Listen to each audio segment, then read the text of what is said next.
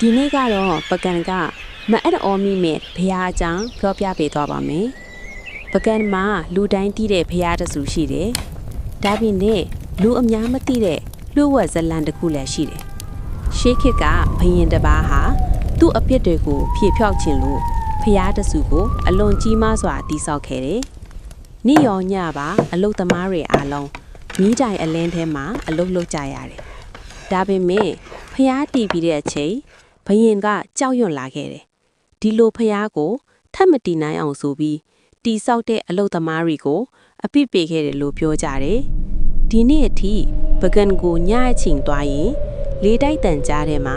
အလုတ်သမားတွေရိုင်းရိုင်းနနာအော်တန်တွေကြားရတတ်တယ်လို့လူတွေပြောကြတယ်ဒီဇက်လန်းကိုပရိသတ်တို့ယုံပါသလားပရိသတ်ကြီးလို့အမြင်ကတော့ဘယ်လိုလဲပြောသွားကြအောင်နော်